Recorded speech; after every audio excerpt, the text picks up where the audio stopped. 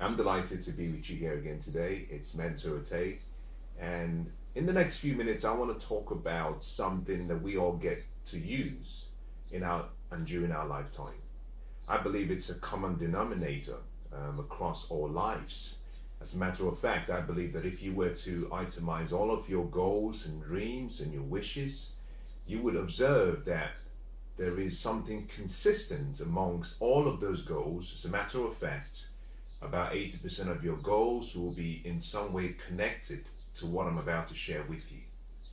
It's no mystery. It's a word that we use every day, we use regularly. It's the word money. I want to talk about money. And I've chosen this topic particularly because the subject of money is one that we're not really taught about in school. I'm somewhat baffled and surprised that we spend about 70% of our lives working for money. But the one thing we work so hard for is the one thing that we don't even study. We have 24 hours every day. 8 hours of that is based and used for sleeping. So we have 16 hours, and we call that the waking day. Out of the 16 hours, we on average spend about 8 hours at work. This is for a normal working adult.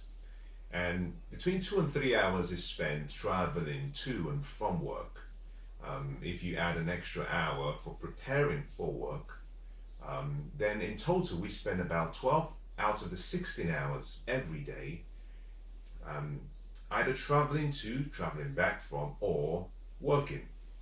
And so it's important that the one thing that most of us will spend close to 40 or 60 years of our life working for, it's important that we understand what it is. Now let me start by saying this, that everything you have is a form of currency.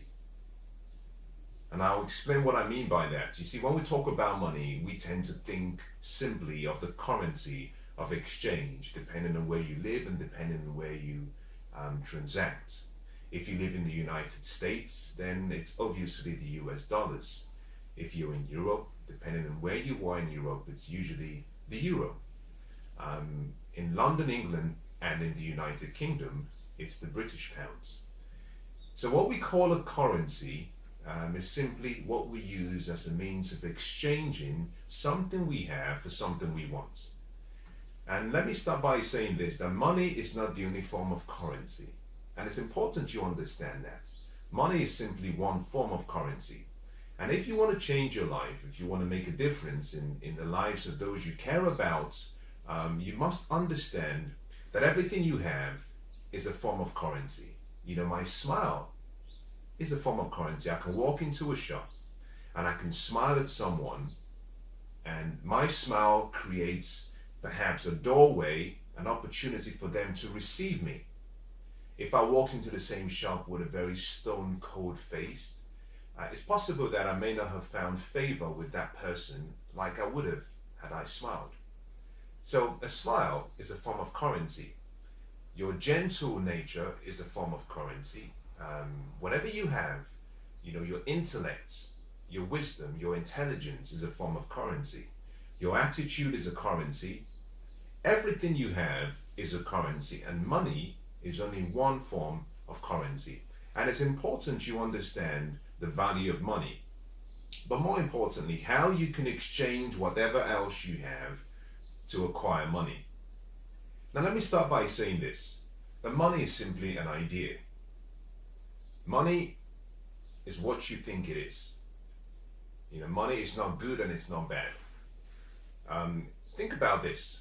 If I had about £10,000 and I went to the bank and I deposited that £10,000 in the bank, according to the laws and the rules of banking, the bank can loan out up to 10 times that amount that I put in. As a matter of fact, the bank can choose to loan out £100,000 based on the £10,000 I deposited to someone who wanted the money. Now let's assume someone called Mrs. Sarah decides that she wants a loan. She walks up to the bank and the bank says, okay, that's £100,000. However, That £100,000 is based on the £10,000 I deposited. The bank has simply multiplied it by 10 because that's what they're legally allowed to do. Now she takes the £100,000 and she invests that in a business and an investment. Let's assume that investment pays her about £25 every single week. So in 4 weeks, she has £100. Now think about this.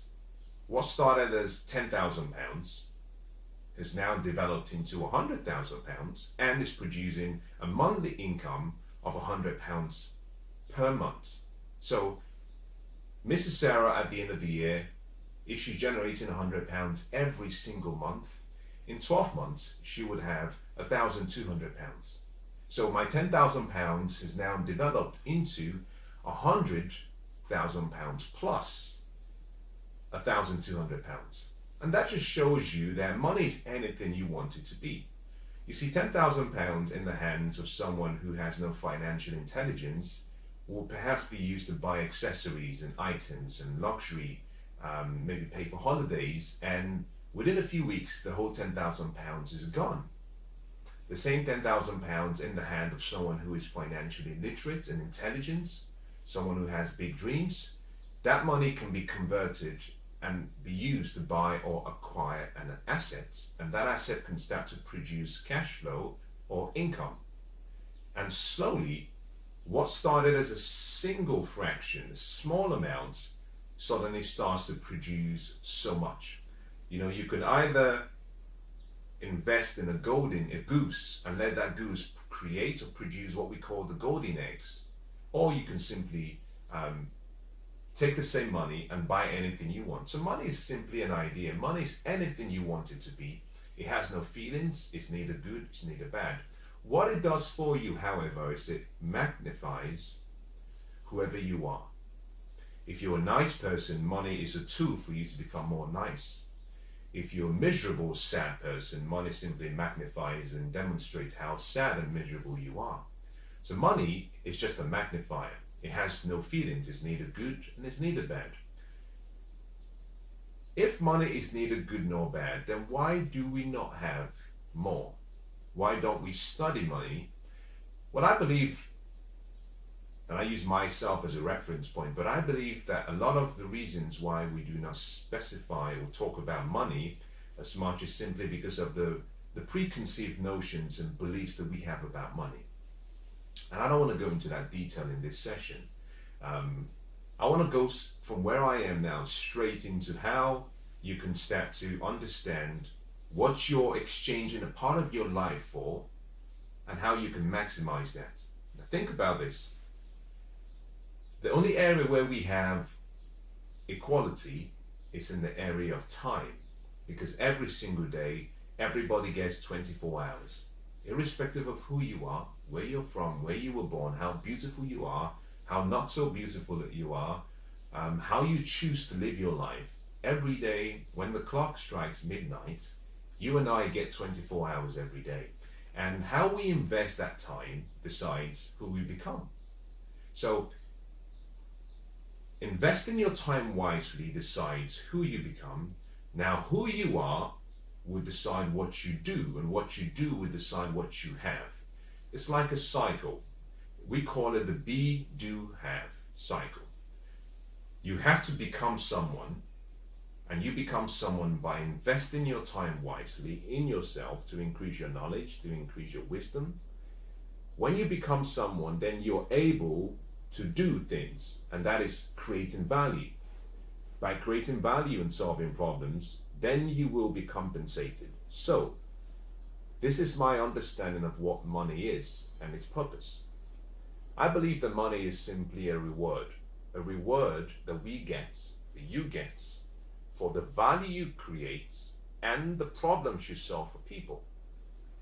Money is simply a reaction for something you do. If you create a lot of value for people, then you're compensated in proportion to the value you create. Now think about this. There's something called the blue diamond. I can't remember the actual name. I think it's called the Oppenheimer diamond. It was sold for about £65 million. approximately 18 months ago, 16 months ago.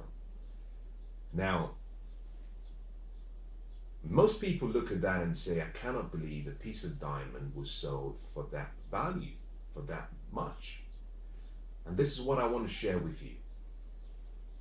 The value of something is not always decided by what you think. And this is how you have to change your life. I want you to listen very carefully, because what I'm about to share with you could radically change your perception and how you start to see yourself. The value of something is not always decided by what you're willing to pay for it. Yes, in many cases, sometimes someone has to judge what they believe your time's worth is and what they believe the value that you provide to them is worth. But interestingly, the value of something is decided by its rarity, how rare it is. Now, this blue diamond sold for £65 million for the simple reason that it's very rare. I think it fell under what I heard is the 0.0001 percentile of all diamonds in the world. It's so rare that there doesn't exist another like it. And therefore, because of its rarity, it's valuable. Now, your time has value, but you get to decide how much value your time is worth. If you work for a company, unfortunately, in many cases, the company gets to decide your value, if you allow them to decide your value. If you see the company as the source of your income, then obviously they choose your value. On the other hand, if you see yourself as the source and the company as the channel through which your compensation comes to you, then you get to choose your value. You see, individually, we're all very rare. There's never been another like you. There is not one person in the world right now, and we have 7 billion, but there doesn't exist one person who has the same DNA, the same fingerprints, the same smile, the same ability to dream, to create, to produce, to imagine, to communicate like you.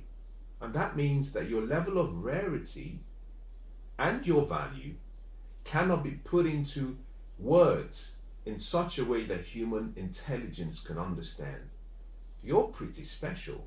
You're awesome stuff. You've got to recognize how awesome you are, because if you don't, someone else will tell you who you are. You see, the level of potential you have is unlimited. And to the human intelligence and the human mind, it's almost unimaginable to understand what unlimited means in terms of potentiality, because it's never been measured. This simply means that you can be, you can do, you can have anything you want. You're so special and significant that out of 7 billion people, there doesn't exist one like you. And although we've had 107 billion people who have lived, none of the people who lived previously was like you. And this is so fantastic and so wonderful. Long after I'm gone, and long after you're gone, there still will not be another like you. You see, you're the one of your type. There is no other replica like you. And it's important you understand that.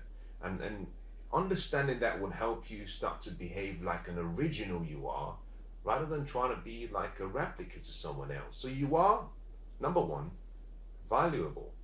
You were created wonderfully and fearfully. You have the same, what I call image and identity as the one who created you. And I'm not talking about your parents, I'm not talking about your father or your mother. I'm saying that we're all from the same source. We're like branches from the same tree. And the same soil that provides the nutrients to the tree supplies the same nutrients to you. That means you have access to infinite potentiality, and you can be anything you want. So, although you have time every day, that time is given to you for you to demonstrate how rare you are and how valuable you are. The compensation you get for your time is based on the problems you can solve. Now, my recommendation to you is, money is simply an idea, but your focus should not be on trying to find ideas. Your focus today is to look for opportunities where you can demonstrate your uniqueness and you can demonstrate how intelligent and rare and special you are. Opportunities where you can demonstrate your purpose. You can demonstrate what makes you significant and exclusive. Focus on finding problems to solve. Now, most people are focusing on ideas. If you travel around the world, then you come to a very quick realization that the world is full of so many great ideas. The problem is not ideas. The problem is finding problems that are common to so many people and that people want solved, and then you just simply solve that problem. If you solve that problem, you're rewarded. It's really that simple. So the money you earn is not decided by the government. It's not decided by the company you work for. It's not decided by your parents. The money you earn, your compensation, is dependent on what we call the law of compensation. And let me explain what that means because it's so important. The law of compensation has three parts. It simply says that you're compensated in proportion to, number one, the level of value you create for the company you work for the people you work for. Number two, the need for that service that you provide, how in demand it is. And number three, the difficulty of replacing you. Now listen to that very carefully because it changes everything in your life. Rather than focusing on trying to earn more, you can simply leverage time by focusing on using the law of compensation to increase your value. First thing, how good are you at doing what you do? Number two, what you do, how much is it needed? And number three, how difficult will it be to replace you? Focus on finding problems to solve. The more problems you solve, the more value you create for people, and money becomes a compensation for that problem you solve. Now let's move quickly. The next thing I want to talk about with money is simply that there are various ways of earning money. Now you have to identify the one that is right for you. We're taught for so long, and it continues today, that the pathway to financial freedom or the future is to go to school and study very hard, work very hard, and get a job. When you get a job, you work for the company as hard as you can, and your salary will be increased and continue to increase until you retire. Now, there is nothing really wrong in that approach. However, what it does is it conditions so many people into what I call the mindset of slavery. Now, be careful here now, don't get all emotional on me, because the word slavery produces so many pictures in people's minds. But let me explain what I mean by that. You see, I live in a free country, and if you're listening to me, perhaps you live in a free country.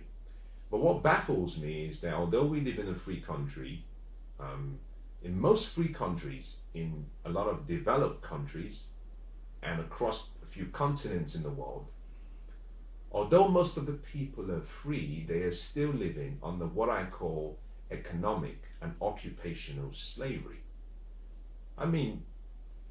What I mean by that is simply that someone gets to decide when they take their vacations, usually an employer or company. Someone gets to decide how much they're compensated, when they have to wake up in the morning for work, when they have to go home to their loved ones, where they even go for vacations. It goes so much depending on the industry you work in. Now, I call that slavery. As a matter of fact, I take it one step further. The fact that we have to spend 70% or more of our life working for money means that we are slaves in some way to money, that we have to work to get paid, and therefore we're not free in our minds. We're not free emotionally, we're not free mentally, and we're not free materially. We're not free physically. We have the need for security, and that need for security keeps the chains around our lives. But you have to identify your source of income and where the money comes from. Now, it's taken me so long to get to the point where I've reflected on my life, but also where I am now. And I've come up with what I believe is an alternative way and a pathway to freedom. And I capture a lot of this in my latest book, Unstoppable. In my latest book, one of the things I try to explain is that whilst the strategies and recommendations we had before, such as go to school, get a job, and work, whilst it's necessary in a particular context, the most important thing you must start off your life with is ask yourself the question, why am I here? What is my purpose? You see, questions hold all the answers to all of life's mysteries. If you ask empowering questions, you will get empowering answers. And all of the answers and all of the secrets to life are hidden in questions. By asking the question, why am I here? You're asking the question of reason. And that question is a question of purpose. We're all born for a reason. We're all born for a purpose. And as a matter of fact, my favorite book says, train up a child in the way that they should grow, and when they get old, they will never depart from it. That simply means that as a young child, a parent or a guardian's responsibility is to discern what the child likes, because there is something in us. You see, we're not just human beings having a spiritual experience ever so often. I believe it's the reverse. I believe that we are spiritual beings and we have a journey through life, which is a human experience. And so there is always something in us that is looking for a form of expression. I call that the God spirit, infinite intelligence, supreme intelligence. Now you can call it whatever you choose to. You can call it, the Tao Te Ching, you can call it Buddha, you can call it Allah. It doesn't really matter what you call it. You get to choose. Remember, this is your life. Like it's my life and I get to choose. But we have this greatness in us that is looking for a means of expressing itself. And part of what we have to do is provide the channel for that greatness to be expressed. And at a very young age, it's a great time for a parent or a guardian to study a child and see what they like, what's their passion, what are they good at. Once you have that information, the parent and the guardian's responsibility now is to guide, not select, to guide that child in that path. Now, if that path leads you to normal formal education, then that's fine. That's perfect. But in so many cases, we have parents and guardians who choose what a child has to do. And because of this pressure we put on them, they have a tendency to say, okay, I want to go to school and become a doctor, or an electrician, engineer, lawyer, whatever that might be. There's an alternative path, and that path is the entrepreneurial approach, whereby you, rather than focusing on working for money, you focus on how you can get money to work for you. And that's what I want to get into. Because that is how you find financial freedom. Financial freedom is rarely ever achieved by working for money. Yes, you can become a millionaire working for money, but it's not what you're paid that makes you a millionaire. It's what you do with what you're paid that creates the wealth. And I'm going to talk about some of that in the next few minutes. There are two main sources of income. It's important you understand this. The first is what we call your earned income, and that is income that comes from a job. That is income that comes as a result of a salary or a wage. That also includes income from a business. That is earned income. You earn it, meaning that you have to exchange your most precious gift, which is your time, for it. You exchange your time, you exchange your energy, you exchange your intelligence, your wisdom, your presence for it, and then you're compensated for that investment or for that exchange. Earned income. The second class of income is what we call investment income. Now, investment income is the income whereby you get to create assets and you allow the assets to work for you, and the assets pay you an income. So with the first, which is earned income, you work for money. With the second, money works for you. They're two opposite sides, and you've got to understand it. To get wealthy, to become rich, to become financially independent, your job is to live a life whereby you have money working for you, not you working for money. Now think about this. I believe that the purpose of work is that you should work doing what you love. You should never work for a paycheck. I believe that work is there for you to express yourself, express what you're great at, express the genius in you. If you're compensated in the process, that's great. But you should not work for necessity. You should work for fun, for excitement, for joy, for passion. And those who have found and discovered that knowledge and are applying it are those who are the happiest. And that is part of the reason why a lot of celebrities we know, especially those who have made a change in the world. I talk about people like Steve Jobs. And when I say celebrity, I'm referring to people who are changing the world. Steve Jobs. We'll talk about people like Warren Buffett. We talk about people like Elon Musk. We talk about Mark Zuckerberg. We talk about some of these people who are changing and making a difference in the world, in and around the world. Bill Gates. They're making a change. They're helping the world become better. Those are the people I call celebrities in my view. Because those are people that I can celebrate, which is where the word celebrity comes from. Celebrate people. Those are people I can celebrate. If you study their lives, what you understand and what you see very carefully is the fact that they approach the money and income path from the right side, which is about creating investments that pay them an income. And therefore, they're happy to give their time to what they love to do. You know, Steve Jobs talked about passion and how passion was important. And part of that was simply because he had found what he loved to do. And he understood the whole concept of working for joy and for excitement and allowing the greatness in you to be that channel through which the world gets to see how rare and special a person you are. So, to change your life, to start developing and building a financial fortress around you and your family, to prepare for the future, your responsibility comes in two parts. The first is, if you are currently working for a job, I think it's a great place to start. Now, I started there, but I didn't stay there. Now, it's a great place to start because it offers you security, but you must be willing to let go of security for freedom. You can't have both. However, freedom comes with responsibility. So if you have a job, your responsibility now is this. Part of what you earn, you have to keep. This is the first principle of creating wealth. A part of what you earn is yours to keep. What does this really mean? Now let's assume that you earn £1,000 every single month, net income. Not gross, net. Now for those who don't understand the difference, this is what it means.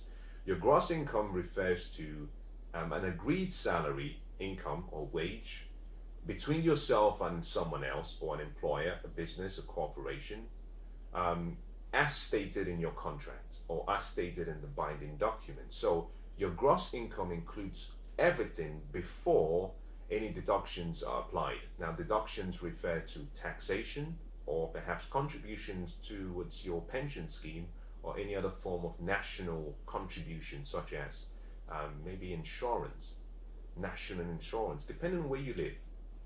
Your net income, on the other hand, is the income you receive after all of the deductions have been applied to your wage or to your salary.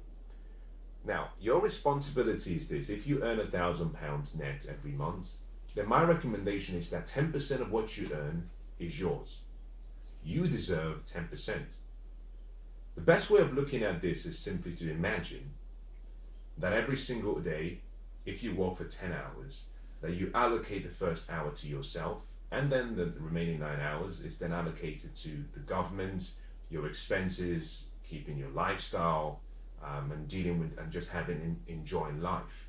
So the first thing you have to do is decide that 10% of what you earn is yours to keep. Now with the 10% you earn, what you have to do next is take the 10% and find a means whereby you can convert that money into an asset. Most people understand saving. I don't like savings. I think it's a very slow way to wealth. Part of the reason I don't like saving is because we haven't been taught how to save. The traditional way of saving is people say save money in a bank. The problem is you're saving a currency. And if you understand currencies, then you would understand that every currency declines in value. So, it's a great example. If you have £10 right now, in 25 days, the purchasing power of that £10 would have declined. Now, that happens for various reasons. Inflation, the government printing money, so many reasons. But it doesn't matter what the reason is. The point is that if you're saving money in a currency, just imagine that you started saving from 1960 and you had £100,000. If you were to take the same £100,000, excluding any interest earned, and you try to use the £100,000 today, it wouldn't buy you much. It would not buy you much. And therefore, it means that as you save, you become poor because the value of money is reducing. So I usually have this recommendation. If you have to save, you should be a passive saver, not an active saver. And that simply means that you do not save for the long term. I think saving beyond 12 months is too much. Within 12 months, you should find and identify an opportunity to convert that currency into something that would increase in value. And let me explain how you can do this very simply. Saving in a currency is the obsolete way and the wrong way to save. I prefer to have that currency converted to something more tangible, but also something that increases in value. And there are two commodities that I can recommend. One is gold, one is silver. If you save in gold and silver, you can easily convert them back within a few hours by buying gold coins or silver coins. Both have always increased in value over the last few decades. So there is some level of assurance that investing in gold and silver is not such a bad idea. But that in itself requires some financial understanding and intelligence, because you have to understand trends, you have to understand patterns, and there are times when we have cycles. Like the law of polarity, things move up and things come down. The stock market goes up, it comes down. The cost of oil goes up, it comes down. The cost of gold goes up, it comes down. So you've got to understand cycles. But nonetheless, if you were to have invested £100,000 in gold, today, if you did that, who knows, 20, 30 years ago, the value of your money would have gone up, but at the worst case, it would have been the same. So it's a more consistent way to save. However, I like the word investing. I think it's more sexy. I think it's more exciting. I think it's more interesting than saving. Interestingly, both words and both activities associated with both words require the same amount of energy and effort. It takes you no more effort to invest than it does to save. However, saving leads to addition. Investing leads to multiplication. In the success equation, multiplication comes first before addition. If you add, it will lead you to an average life. If you multiply, it will lead you to a wealthy life. You get to choose. Same symbol, the plus, addition. You simply reorientate and change the orientation. It becomes a different symbol, multiplication. Now you understand why I said it requires no more effort. All you're simply doing is reorientating the symbol. It goes from being plus to being multiplication. So you have to become an investor. Now let's go back to what I started with.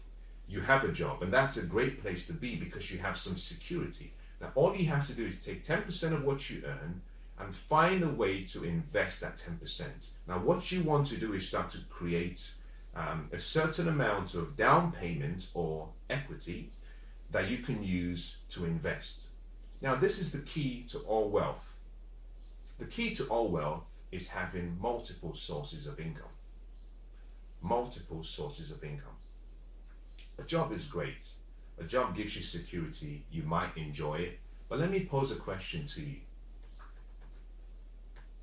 In engineering, we have a word that we call a single point of failure. A single point of failure in engineering systems was where you had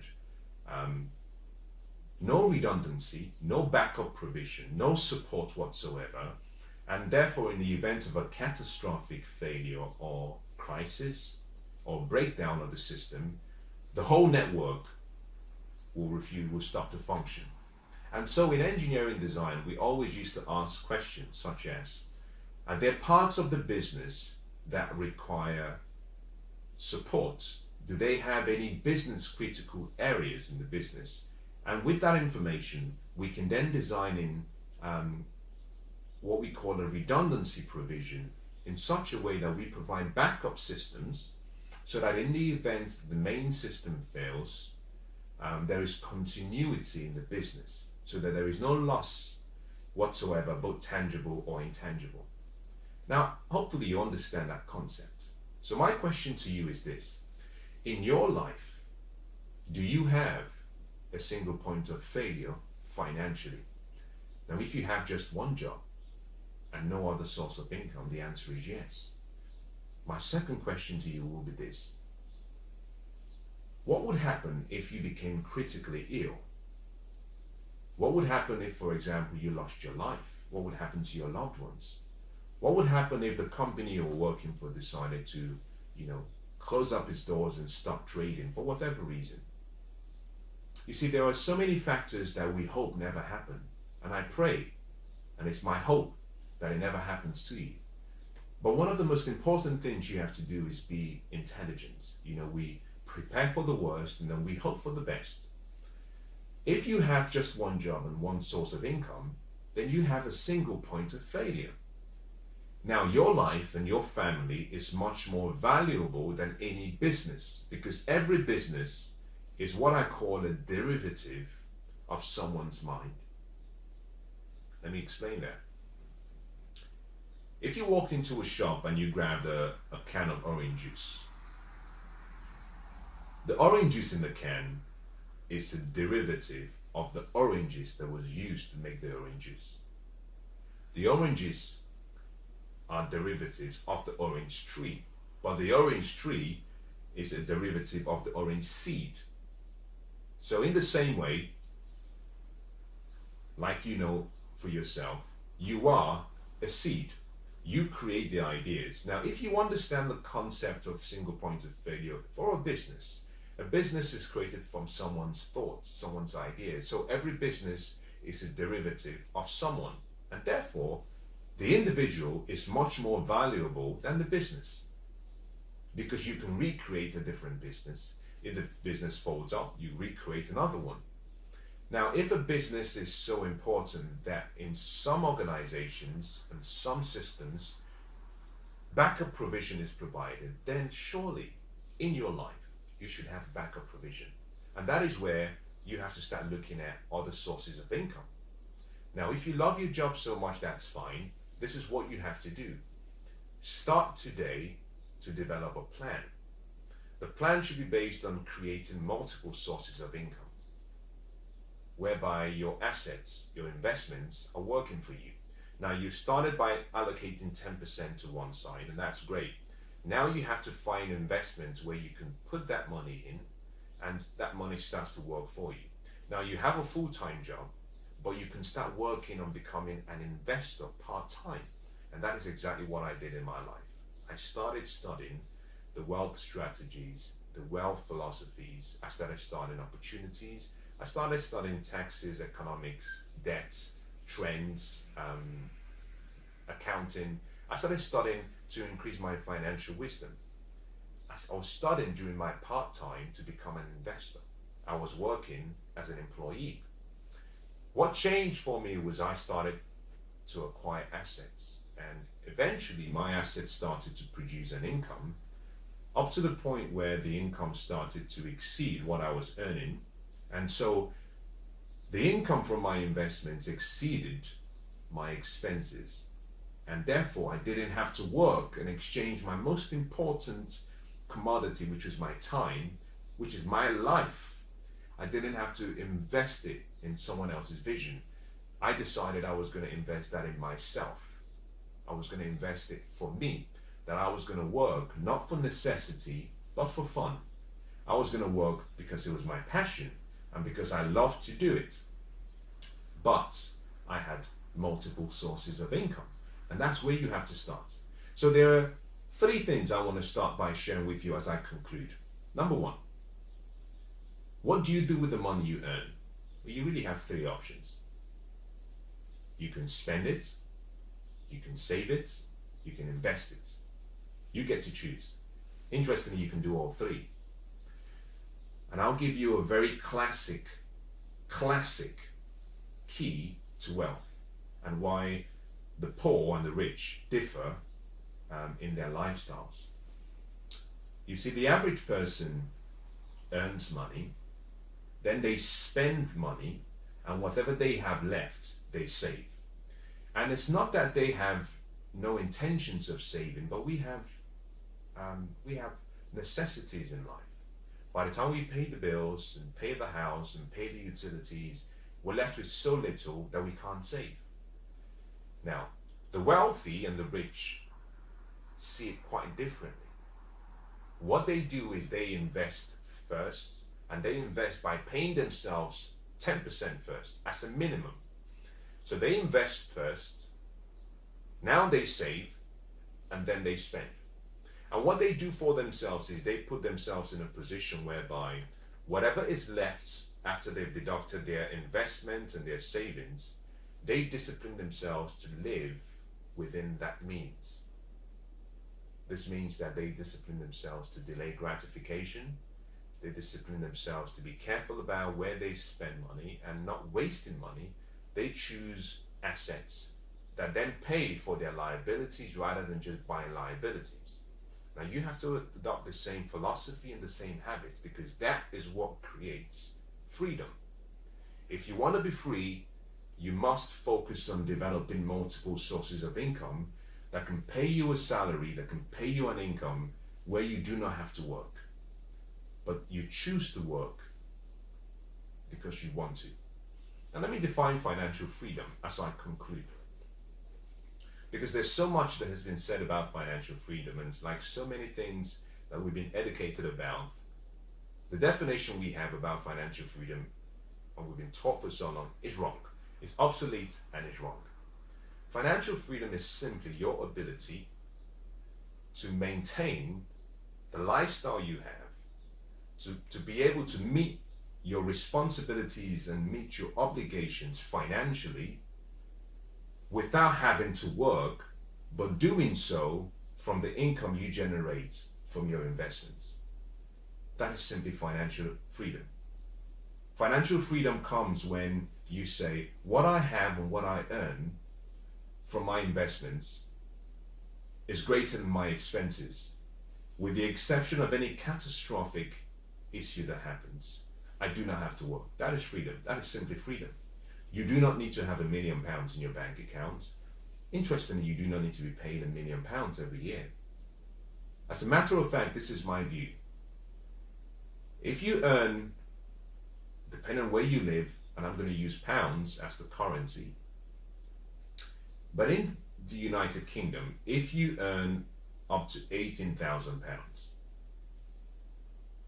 £18,000, and that is equivalent to a gross income of about £1,500 every single month. If you earn a gross income of £18,000 every single year, you can become financially free in less than 10 years. As a matter of fact, you can become a millionaire on what you earn. And this is the key. It's not how much money you're paid every month. It's what you do with what you're paid.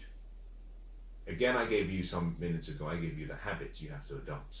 You have to invest, save, spend. If you reverse that, that's poverty.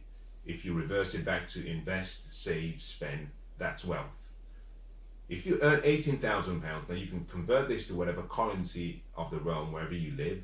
But if you earn £18,000 in the United Kingdom, you can become financially free within 10 years. As a matter of fact, I believe that if you are in the United Kingdom and you started working perhaps at the age of 20, you can become financially free within a space of less than 8 years. And I don't say that because I just want to use numbers. I say that because it is true. And I've tried it with my life and I know what I'm talking about. More importantly, I've tried it and I've seen and I've taught this to so many people and I've seen it work. It works. It works if you work it. If you have the mindset and the philosophy of no, it can't work, it's too small, then you attract what you think about. If you believe it's possible, then you get creative in your mind. And I hope what I shared with you has been useful. So remember this. The key to the future you want is to understand that everything you have is a currency. You can exchange it for whatever you want.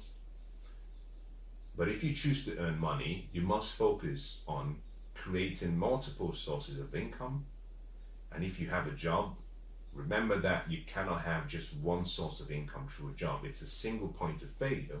Your responsibility is the first thing to do is when you get paid, is pay yourself first. Give yourself a portion of what you earn. Pay that into your, what I call your investment fund, and then start to create assets. And slowly those assets will start to pay you an income. And the more you do that, the more your income increases. And then when you get to a point where your income exceeds your expenses every month, then you're financially free. Now at that point, you may not have £1 million in your bank account. As a matter of fact, your net worth could still be very low. But financial freedom and wealth is not measured only in money. It's measured in relation to money as a function of time, but more importantly, it's measured in relation to what we call cash flow. How much income do you have coming in? Because if I have, and if you have an income every month that exceeds your expenses and is consistent and is coming from multiple sources and it's secure, then technically you never have to work again. So what you have in your bank account makes no difference. You could use that for whatever you choose to, but it doesn't mean you're not free. So I want to wish you freedom. I want to wish you a happy life. I want to wish you success, good health, prosperity, love, and money. But you have to choose for yourself what the future will be. You get to choose. You simply need to give yourself the permission and make a choice. God bless.